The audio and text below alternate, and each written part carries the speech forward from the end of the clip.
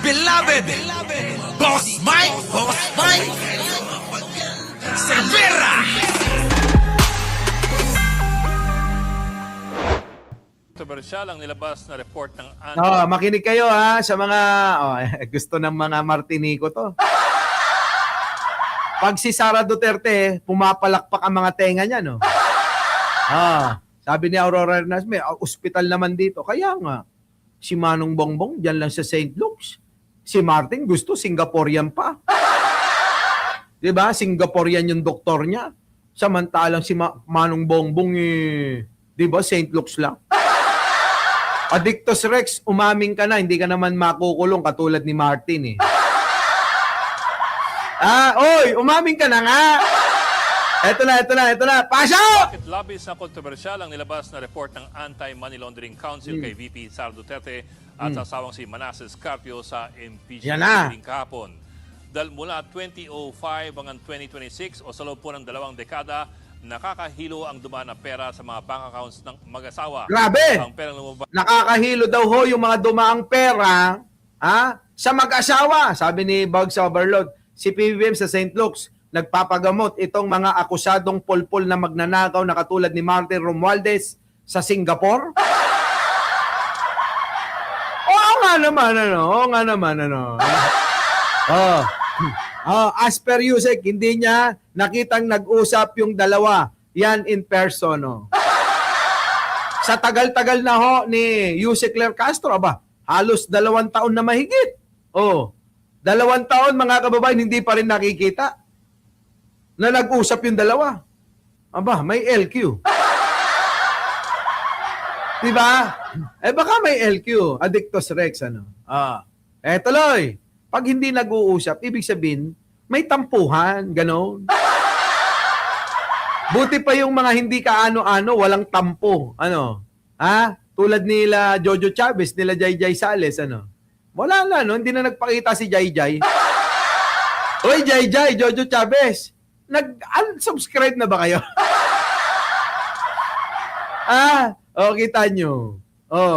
Si Pangulong Bongbong Marcos at saka si Martin Romualdez, hindi na ho nag-uusap. Kayo, feeling close kay Martin, Eto na. Bahala na kayo mag-isip. Basta hindi na nag-uusap. Pasok sa kanilang bank accounts, nasa 6.7 billion Grabe, no? pesos. Pero gaya po ng lahat ng bagay, importante ang konteksto. Ang 6.7 billion pesos na yan ay ang total na transaction amounts. Ibig pong sabihin, pinagsama-sama ang inflows at yung outflows, yung perang pumasok sa bangko at yung perang lumabas. Ibig sabihin, yan ang naratibo ng mga DDS ngayon. Sige tuloy, pakinggan natin to si Kaed. kung halimbawa magdeposito ka ng 100 pesos ngayon, next week mag-withdraw ka ng 50 pesos, ang total transaction amount sa iyong account ay 150 pesos. Tama. Kaya't maaaring ang mas reasonabling tignan ay ang neto. Ibig sabihin, ibawas mo ang perang lumabas sa perang pumasok. Correct. Para may ideya ka kung magkano ang maaring natira sa bangko. Tama. Kung deposit ng 100 at withdraw ng 50, syempre, 50 ang natira. Correct. Kung i-apply mo po yan sa pinagsamang account si VP Sara at ng kanyang asawa, ang pumasok na pera ay 4.4 billion ayon sa AMLAC report. At ang perang lumabas ay 1.5 billion. Nakita nyo, naunawaan nyo. Ito, para sa mga DDS na bobo rin na katulad ng mga Martinico. Kagalit. Alam nyo, sa totoo lang, pinipikong ko lang kayo. Yung mga Martinico, no? Ang sarap nilang pikunin. Narinig ninyo. Ang pumasok ko na pera ay 4.42 billion. Pumasok 4.42 billion. Ang lumabas ay 1.55 billion. Ang lumabas. Grabe, no? Kaya ang total ng transaksyon ay 6.7 billion, mga kababayan. Ano ang ibig sabihin? Siyempre, dito tayo sa neto. Neto, mga kababayan. Neto. Itong 2.87 billion ang neto. Pero mga kababayan, wait lang. Meron pa. Meron pa. Kasi yung 1.55 billion. Nakuha nyo? 1 billion 500 million 500,000. Yun po yung 1.55 billion. 1 billion 500 million 500,000. Yan po. Mga kababayan ko, ang tanong dyan, pumasok lahat yan sa 6.7 billion na transaction. Kasi mga kababayan kung pumasok ho yan, at mga kababayan, tanong, saan pa dinala? Kasi kailangan pagka winidro mo yan, meron kang pagbabayaran, meron kang pagbibilhan. Siyempre mga kababayan, maaaring nandiyan pa rin yan. Baka binili lang ho ng property, ganon. Ang tanong pa rin kasi, bakit napakalaki? Wag na natin tignan yung 6.7 billion, 4.42 billion na pumasok, at yung lumabas na 1.55 billion. Dito na lang ho tayo sa net. Para mas madali. Net na tayo. Wag na nating questionin yung 6.7, 4.42 billion, at yung lumabas na 1.55 billion. Kasi mahabang usapin. Ngayon, dito na tayo sa net. Ang tanong, itong 2.87 billion, bakit hindi nakasaad, hindi nakalista sa SALN? Bakit? Nakuha nyo mga kababayan ko, nakuha ninyo.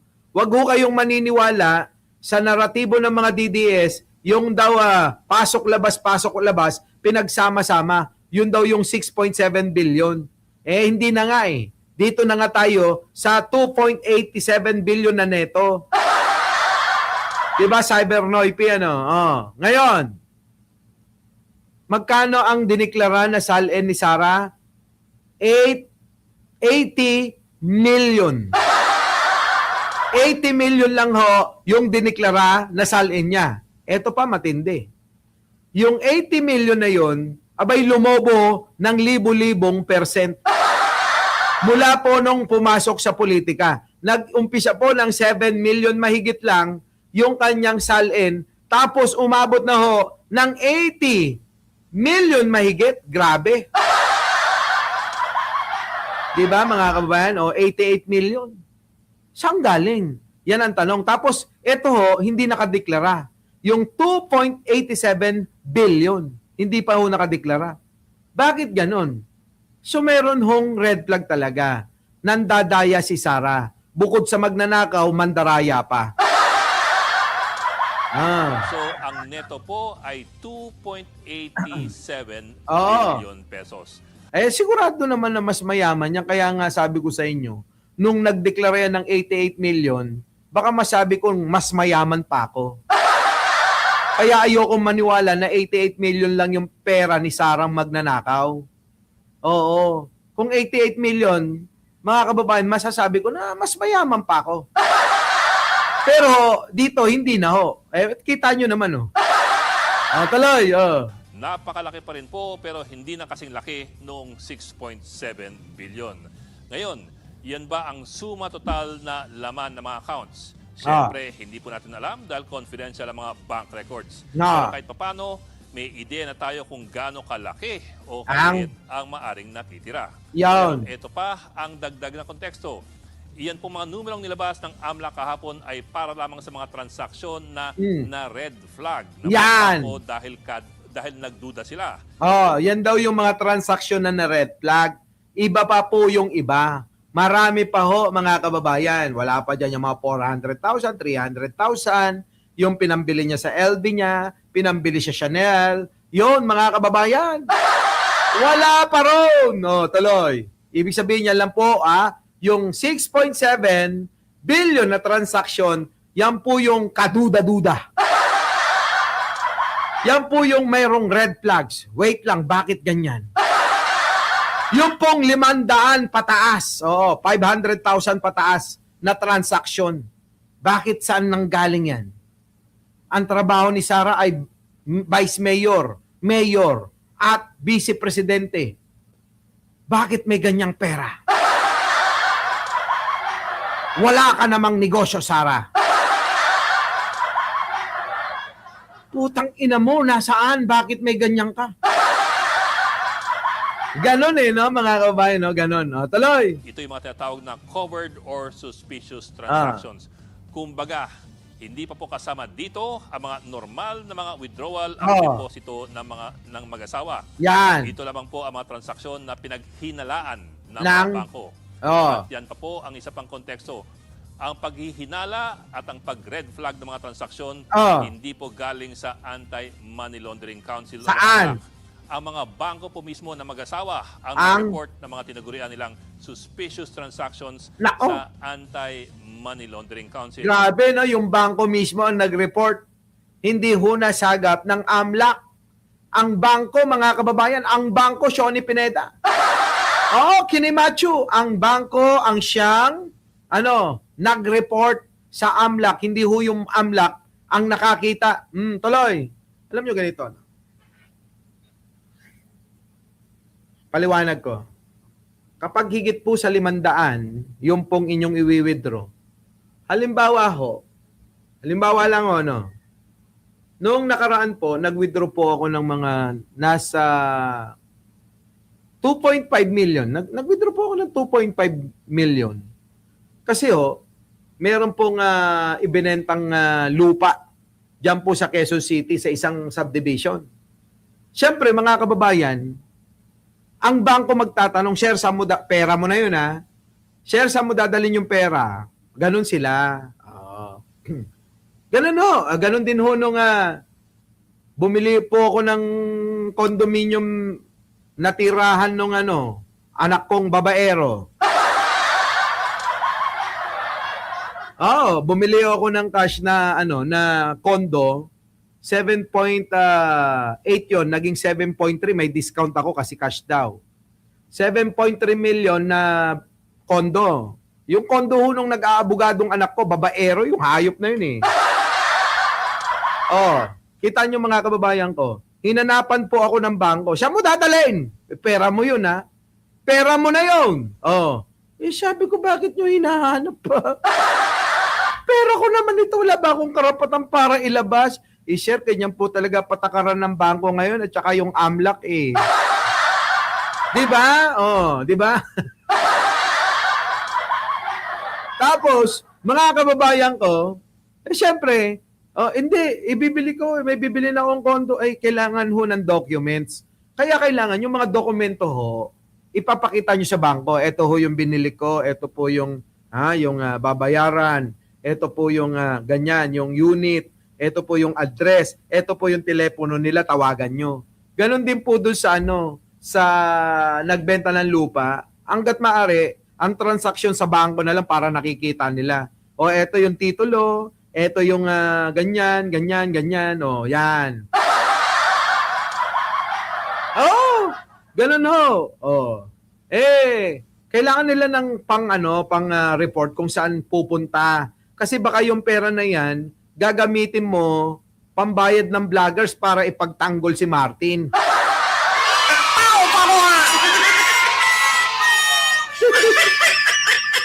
Nakuha nyo? Nagets nyo? Adictos, nagets mo? Pachuchay, nagets mo?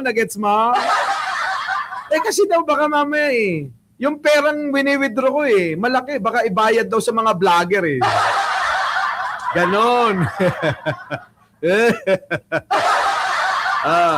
Baka pati title ng Kia Pride ilagay sa report. Hindi na.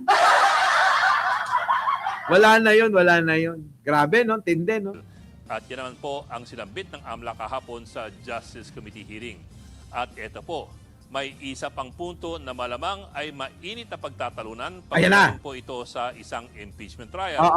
Napupuna ang Vice Presidente dahil ang laki ng dumaloy na pera sa kanyang mga bank accounts kumpara sa kanyang pinakahuling SALN. Yan yung sinasabi ko.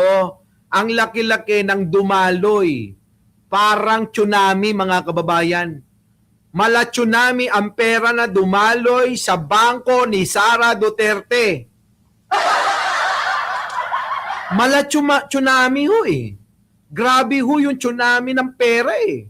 Tapos ngayon, ang layo sa salin. Diba?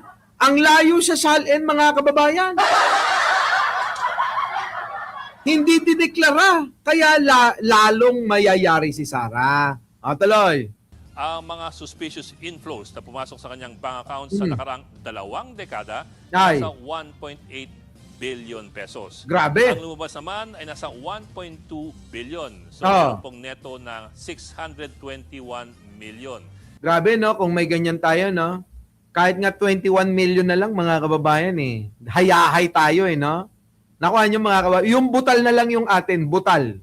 Oo. Hayahay na tayo. May 21 million tayo. Nako, mag-a-around the world tayo. Oh. Di ba, no? Daming pera.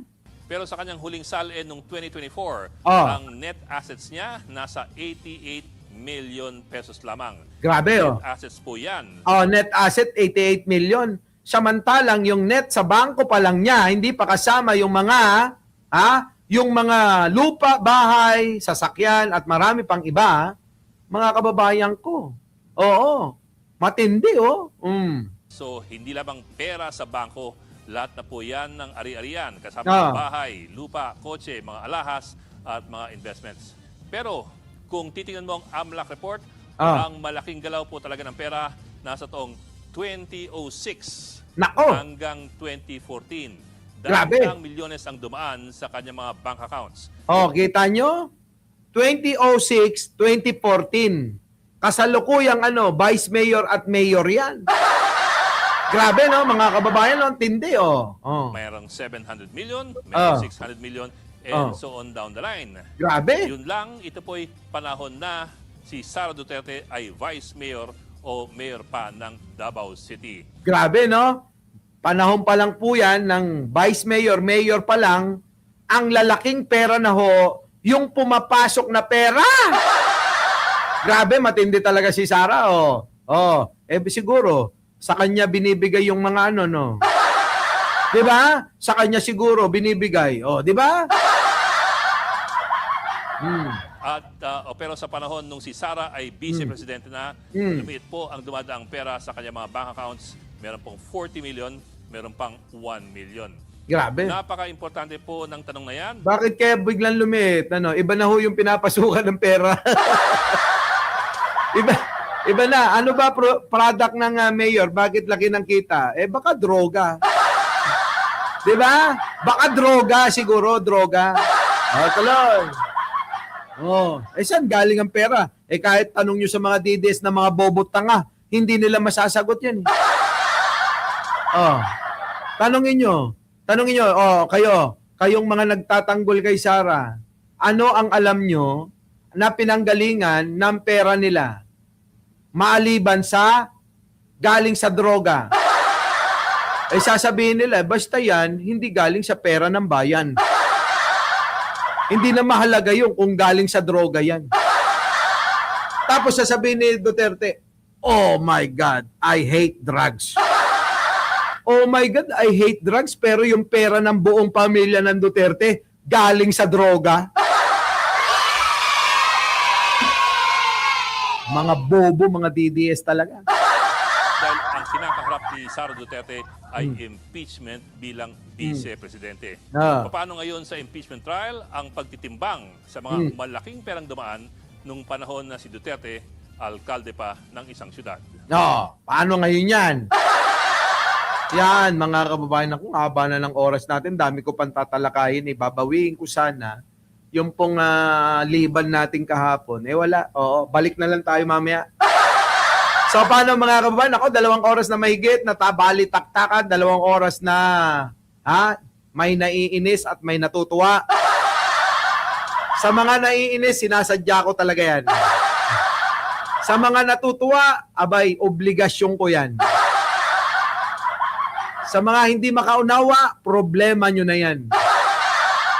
Kung hindi nyo ako magets, bahala kayo dyan. Ako po muli, opo, Mike Cervera po lagi nagsasabing, mahalin po natin ang ating kapwa at ipagdasal po natin lagi ang ating bansa. Maraming salamat po. Our beloved Boss Mike.